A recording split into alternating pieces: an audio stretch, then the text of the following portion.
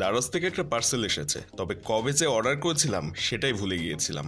যদিও বেশ কয়েকটা অর্ডার করা ছিল, আর তার মধ্যে একটা আজকে এসেছে।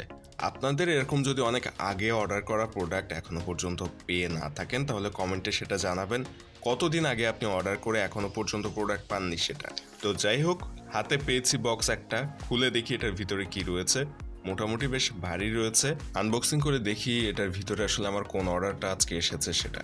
আর আমাদের চ্যানেলে নিয়মিত খুবই কম বাজেটের বিভিন্ন ধরনের গ্যাজেটের রিভিউ আনবক্সিং ভিডিও আপলোড করা হয়ে থাকে। আপনি যদি পছন্দ করেন কম বাজেটের গ্যাজেটের রিভিউ ভিডিও, তাহলে অবশ্যই সাবস্ক্রাইব করে দিবেন চ্যানেলটি। আর আমাদের গ্রুপ রয়েছে, ভিডিও ডেসক্রিপশনে গ্রুপগুলো পাবেন। গ্রুপে জয়েন হয়ে থাকবেন দারাজের বিভিন্ন অফার সম্পর্কে জানার জন্য। আর ফেসবুক পেজটাও ফলো দিবেন, বিভিন্ন ধরনের গ্যাজেট সম্পর্কে জানতে ভিডিও ডেসক্রিপশনে লিঙ্ক পেয়ে যাবেন। তো বক্সটা এবার ওপেন করে দেখি যে কোন অর্ডারের প্রোডাক্টটা আজকের এই বক্সে দারাজ দিয়েছে। উপরের দিকটা এখানে অ্যাড্রেসের যে কাগজ সেটা দেওয়া রয়েছে। আর বর্তমানে অনেকে আমাদের কমেন্টে জানতে চান যে অনেক আগে প্রোডাক্ট অর্ডার করেছেন, প্রোডাক্ট এখনো পর্যন্ত ডেলিভারি পাচ্ছেন না দারাজ থেকে। আমাদের ভিডিওগুলোতে অনেক কমেন্ট দেখেছি যেখানে অনেকেই জানতে চাচ্ছেন এবং বলছেনও যে দারাজ থেকে প্রোডাক্ট অর্ডার করেছেন, অনেক দিন হয়ে গিয়েছে, এখনো পর্যন্ত প্রোডাক্ট পাচ্ছেন না। সো দারাজের যে ডেলিভারি সিস্টেম, সেখানে কোনো একটা কারণে বর্তমানে দারাজ ডেলিভারি একটু দেরিতে দিচ্ছে। এই কারণে মূলত এই সমস্যাটা হচ্ছে। যেমনটা আমি এই প্রোডাক্ট অনেক দিন আগে অর্ডার করেছি আর আজকে এই বক্সটা হাতে পেয়েছি।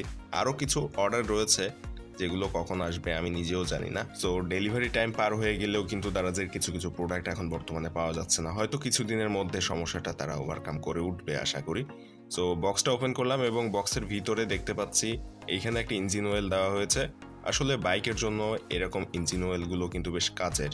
ইঞ্জিন অয়েলটা বাবল পেপারে র্যাপ করা আছে। এটার ভিতরে আসলে পড়েছে কিনা, বের হয়েছে কিনা সেটা বাইরে থেকে বোঝা যাচ্ছে না। তবে দেখে যতটা বোঝা যাচ্ছে কোনো রকম সমস্যা হয়েছে বলে মনে হয় না। ভিতরে ইঞ্জিন অয়েল হয়তো বের হয়নি। তো এখানে বাবল পেপারগুলো খুলে ফেললে ভিতর থেকে ইঞ্জিন অয়েলটা ভালোভাবে দেখতে পাবে না। আরেকটা বিষয় জানাবো যে এই ধরনের ইঞ্জিন অয়েল অনেক সময় আমরা অর্ডার করি বা কেনার পরে এটা নকল কি আসল সেটা কিন্তু বুঝতে পারি না। তো সেটা বোঝার একটা উপায় রয়েছে, যেটা থেকে কিছুটা নিশ্চিত হওয়া যায়, যদিও পুরোপুরি না, তবে কিছুটা নিশ্চিত হওয়া যায় যে ওই ইঞ্জিন অয়েলটা আসল নাকি নকল। সে বিষয়টাও কিন্তু আজকের এই ভিডিওতে থাকবে। সো ভিডিওটা শেষ পর্যন্ত কন্টিনিউ করতে থাকুন। আর এই ইঞ্জিন অয়েলের দাম এবং কোথা থেকে নিতে পারবেন বা লিঙ্ক কোথায় পাবেন এই প্রোডাক্টটির সবকিছু কিন্তু আজকের ভিডিওতে থাকছে। সো এখানে জিক M9 একটা ইঞ্জিন অয়েল, যেটা আপনার বাইকের জন্য আপনি ব্যবহার করতে পারবেন 1 লিটারের, এবং এটা পুরোপুরি সিনথেটিক একটা ইঞ্জিন অয়েল। সো এটা ইউজ করে প্রায় আপনি 3000 কিলোমিটারের উপরে বাইক চালাতে পারবেন, এবং এটা মূলত 10W40 ইঞ্জিন অয়েল। সো আপনার বাইকে কত ইঞ্জিন অয়েল দিতে হয় সেক্ষেত্রে সেটা আপনার বাইকের ম্যানুয়াল থেকে দেখে দেন। এই জিক M9 এর কিন্তু বিভিন্ন রকম রয়েছে, 10W40, 10W30 এরকম অনেক রয়েছে। সো আপনার বাইকে কোনটা দিতে হবে সেটা যাচাই করে আপনারা এইটা ইউজ করতে পারেন। এখন ইঞ্জিন অয়েলের আসল নকল একটা বিষয় থাকে, চিন্তার বিষয় থাকে। এটা বোঝার কিন্তু একটা সহজ উপায় রয়েছে, যেটা হচ্ছে এই যে বোতলের মুখটা, এটা আসলে সঠিকভাবে আটকানো আছে কিনা সেটা দেখবেন। এবং বোতলটা যদি পুরানো টাইপের হয়ে থাকে তাহলে সেক্ষেত্রেও কিন্তু সন্দেহ থাকে। আর বোতলের মুখটা খোলার পরে এইখানে যে ফয়েল পেপার টাইপের একটা পেপার দিয়ে আটকানো থাকে, এই জায়গাটা আপনি খোলার ট্রাই করবেন। যদি দেখেন সহজে এটা খুলে গিয়েছে তাহলে বুঝবেন সেটা সম্পূর্ণ পুরোপুরি নকল। আর এটা যদি বেশ শক্তভাবে এখানে আটকানো থাকে, দেখতে পাচ্ছেন এটা কিন্তু খোলা যাচ্ছে না।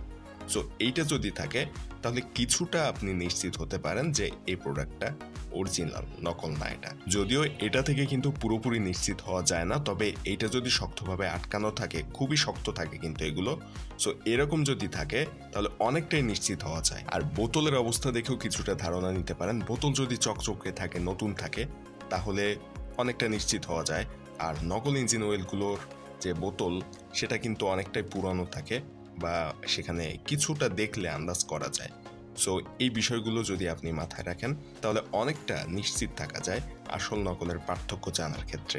তো এই ছিল আজকের ইঞ্জিন অয়েলটি, এবং এটা যদি আপনারা আপনাদের বাইকের জন্য ইউজ করতে চান তাহলে ভিডিও ডেসক্রিপশনে আমি এই প্রোডাক্টের লিঙ্ক দিয়ে দিব, চাইলে অর্ডার করে নিতে পারেন দারাজ থেকে। বর্তমানে এটার দাম 800-850 টাকার আশেপাশে, তবে এটার দাম কিন্তু কম বেশি হতে পারে। সো আপনারা যখন অর্ডার করবেন তখনকার দামটা যাচাই করার জন্য ভিডিও ডেসক্রিপশনে দেওয়া লিঙ্ক থেকে ওই লিঙ্কে ক্লিক করে দারাজে যেয়ে তখনকার দামটা যাচাই করে অর্ডার করে নিতে পারবেন। ভিডিও ভালো লাগলে সাবস্ক্রাইব করবেন আর এই ভিডিওতে একটা লাইক দিবেন।